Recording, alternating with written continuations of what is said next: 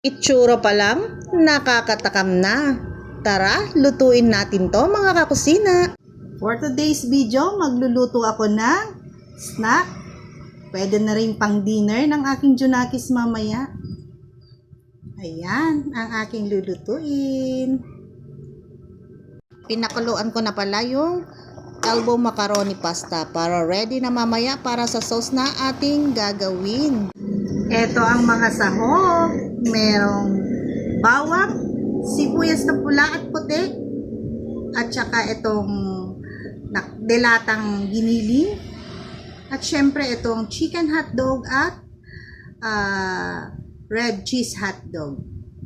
Start na tayong maggisa ng bawang at saka sibuyas. Pagkalabas ng kanyang aroma ay pwede nang ilagay yung ating pork giniling at saka mga hotdog.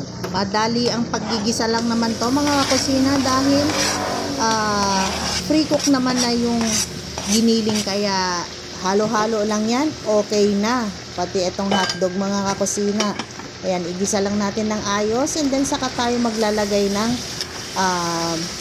tomato paste. Gigisa ko ng maayos yung tomato paste para hindi madaling mapanis ang ating gagawing baked macaroni na favorite ng aking Junakis. Basta may tomato paste or tomato sauce, igisa ng maayos para hindi madaling mapanis. Ganun ang technique ng inyong kakusina. Lagyan na rin natin ng black pepper. Ayan, at isinunod ko na rin ilagay dito yung tomato sauce at saka yung pork cubes and yung kaunting asukal at kaunting magic. Ayan mga kakusina, halu-haluin lang ng maigi. Ayos yan, masarap ang ating sauce para sa spaghetti or para sa baked macaroni. At para maging cheesy lalo ang ating sauce ay linagyan ko dito ng cheese powder. Ayan, lalong magpapatingkad sa ating nilulutong sauce yung cheese powder. Naglagay na rin ako dito ng evaporated milk. Ayan, tingnan nyo ang kanyang itsura, ang kanyang kulay, napakaganda, matingkad ang itsura, nakakatakam. Dito pa lang ay okay na kahit wag mo nang lagyan ng white cheese sauce. At dahil sa ready naman na to, pwede na natin ibuhos dito yung ating napakuluang elbow macaroni pasta. Ayan, haluin lang na maigi para mag-combine lahat ng mga ingredients sa ating pinakuloang pasta. Ayan mga kakusina, nakakagutom. Gutom na talaga ako dito habang nagluluto ng baked macaroni na to. Pero dahil mas masarap nga ang merong white cheese sauce, ay gagawa muna ako ng white cheese sauce. Saglitan lang naman ang paggagawa ng white cheese sauce. Ililipat ko lang ito sa pwedeng pag-bakean mga kakusina para ready na mamayang ibuhos yung white cheese sauce pag kaluto, dahil mabilis siyang mag-thicken ang ating gagawing white cheese sauce. Kaya ayan, ready ko muna bago ako magluto ng white cheese sauce. Bale, 2 tab lang tong naluto ko mga kakusina dahil 1/4 lang naman yung linuto kong pasta, elbow macaroni pasta. At eto nga, tara lutuin naman natin yung kanyang white cheese sauce. Ayan, magtunaw lang tayo ng butter.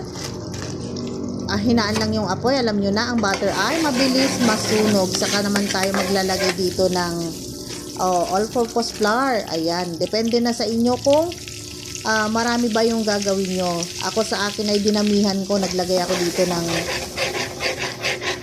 ilang spoon, 3 tablespoon yata ang linagay ko. Ayan mga kakusina, linagay ko na rin dito yung evaporated milk. Utay-utay lang sa paglalagay sana ng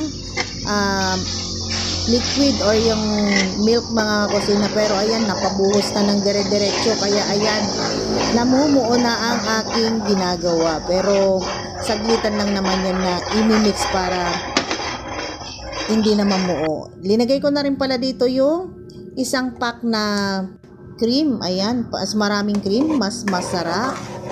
Hindi na ako naglagay dito ng asin mga kakusina at saka ng black pepper kasi iniisip ko nga na kung hindi lahat may bubuhos to dun sa aking ginawang macaroni, baked macaroni, ay meron pa akong paggagamitan na itong white sauce na to. Kaya hindi ko na linagyan ng salt and black pepper. Ayan mga kakusina, ready na. Malapot na ang ating white cheese sauce na pantopping sa ating baked macaroni. Ayan, linagyan ko na rin dito ng cheese mga kakusina. 2 klaseng cheese ang linagay ko dyan. Ayan, napakabango ng amoy. At ready na nga ito na para itopping sa ating nilutong pasta kanina at saka yung sauce. At eto na nga, ready na para sa ating itatoppings. Ayan.